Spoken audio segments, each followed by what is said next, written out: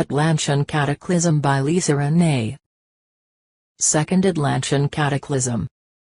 Since the Nephilim Wars, the Nibiru Anunnaki resistance and patriarchal Melchizedek factions decide to take over the inner Earth and start aggressive campaigns to take over the Earth territories 30,000 years ago.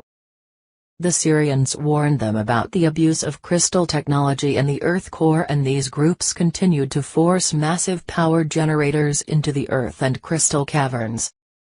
Several power generators exploded and ripped apart the surface continents of the Earth, more powerful than the previous cataclysm at the time of the Lemurian Holocaust, killing many humans again. The planet Earth tilted on damaged all planetary gates, planetary grid networks, the portals and stargates on the planet. All the pyramids and ET technology disconnected and went offline. Flooding and cataclysm destroyed the Atlantean colonies and much of the Earth's surface. This timeline is also referred to as the Atlantean Flood. Egypt Stargate and Sun Takeover. Stargate takeover in Egypt. During the time that the Egypt pyramidal technology was rebuilt in the Giza Stargate in that location as the central mission control and ET interstellar port, Syrians and Procyon groups were in high security. The Nibiru Anunnaki resistance moved its last Atlantean colony to the Bermuda area of the 3D Stargate, and the Anunnaki resistance continued its conflict over territory and Earth dominion through war and genetic alteration of the DNA. Anunnaki and patriarchal Melchizedeks rapidly digress their race and genetics through becoming a warring species like the Orion group. The Anunnaki plan takeover of all planet ET technology and to capture humans for genetic experiments to create a worker race 28,000 BC. Further, they negotiate with Orion group Draconians to share the spoils of War of Earth takeover. This action is what allowed the Orion group and Draconians to get a deep foothold into the planet consciousness fields, and when severe genetic damage, such as DNA reversal pairs, to the planet and humanity really began. Third and final Atlantian Cataclysm.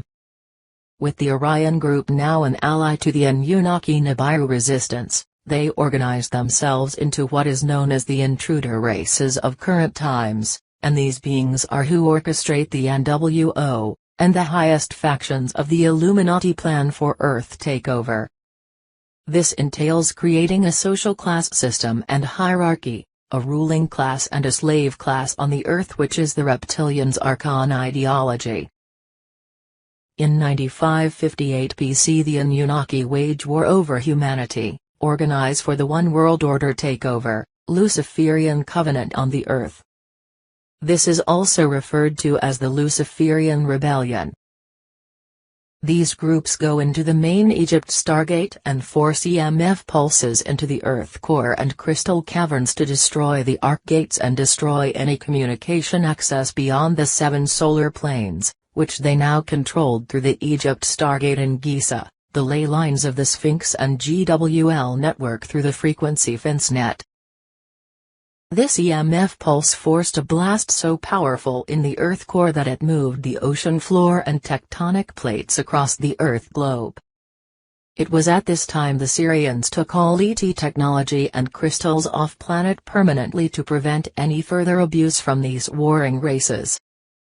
Without the ET and pyramidal technology to convert incoming frequencies in the precession of the equinoxes during the 2012 ascension cycle, the planet Earth could explode entirely, annihilating the species and genetic material.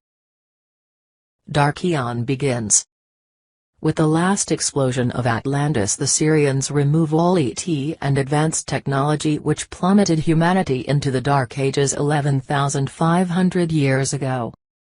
The morphogenetic fields and instruction sets were destroyed and time fields collapsed, creating many problems. Astral plane soul body distortions and the negative ego pathology, such as diseases, addiction, in the personal identity were the result. The planetary gates and 4D Giza Stargate that led into the solar body of our Sun, as well as the Earth portal to 8D Galactic Center was damaged. No one could get in or out of this universe. Guardians from the next universe had to intervene with the Earth directly and incarnate on the planet to help avert future annihilation, such as the astral plane collapse. Frequency fences around 3D solar system and galactic quarantine was placed on Earth, which disconnected all humanity from all higher stellar and guardian communication in 9550 BC. Some representatives from other universes tried to incarnate and help the planet Earth recover from the damage and liberate the Earth inhabitants from their oppressors. Some of those representatives were Akhenaten, and Jesus Yeshua Christ and his wife Mary Sophia. The crystal star was aware not much could happen until the galactic center aligned with the Earth and Sun, which opened the universal core into the neutron window, an opening into multiple omniversal cores simultaneously. This is the end of the ascension cycle, which allowed the reclamation of Christ and crystal star to return to this planet to help humanity be rehabilitated into the GSF ascension timelines of the future. Atlantis timeline summation. During the Atlantian Cataclysm and what is known as the Luciferian Rebellion about 26,000 to 30,000 years ago, this is when the planetary stargates, the planetary grids, became controlled by the negative alien agenda controlling races such as the reptilians, the Anunnaki, the Draconians. And this grid became, during this time, under the control of these beings who used these grids for reversed purposes from their original design and intent for DNA assemble and progression of the human race DNA synthesis. Not using this from a judgment base, but understanding that this last 26,000-year cycle has been a cycle of a dark age of human evolution and, as a part of the plan here of coming into the seeds of darkness in order to return to the age of enlightenment. I'm sure to a certain degree all of this has been orchestrated as a part of the experiential God-beingness we are. Through having these experiences and through this human experiment, through ascension, this last cycle has been that of a dark age. And, primarily the stargates, portal systems and grid systems have been under the control of the Anunnaki Nibiru beings and the Draconian beings. Genocidal campaigns.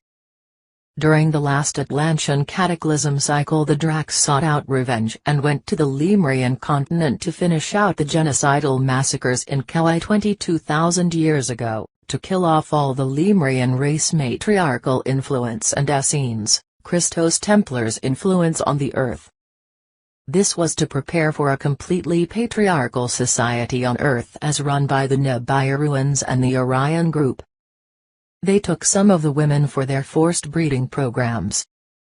This was the final genocide of the Lemurians, the matriarchal lineage, that was aided by the Anunnaki negotiations and agreements, and the last stage of the Lemurian Holocaust. False King of Tyranny. The old energy purging on planet could be described as the patriarchal exorcism of the false king of tyranny, and this theme would be synonymous with the events that have transpired from the choices made since the Atlantian timelines that split the brotherhoods of humankind. If we follow that timeline, the Atlantian Cataclysms is where we had a cataclysmic shift in consciousness that propelled humanity into a fallen state, the descension spiral and break between the universal knowledge and the level of multidimensional consciousness. Humanity and other races along with us became fully lost in the duality and separation consciousness with a negative ego filter. The ego filters were mind-controlled by the negative alien agenda, intruder races, to control the planetary mind through the patriarchal dominion, greed, warring culture, along with culling genetic preferences made through DNA manipulation. The Atlantian Brotherhood conflict is still playing out its karmic patterns in the contemporary world at this time. There are multidimensional levels, pinnacles of conflicts in the Middle East, Iran Gate that are fighting over energies and control in ancient interdimensional portal gateways going back to the Lyran Wars. These gateways, or stargates, were dormant and have not been activated in our recent history, These matrices are forming in accordance to the ascending planetary quantum mechanics, of which as a result, these ancient portals are being reconnected or becoming more active.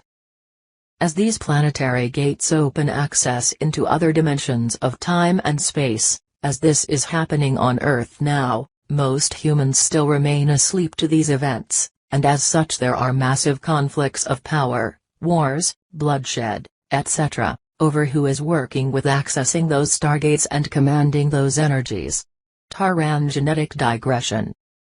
Over many millions of years, two distinctly opposing seed cultures emerged as infected by the programming of the neighboring Buga, the victim-victimizer software, which was designed to amplify extreme forces of polarity that were particularly effective for harvesting Lush energy.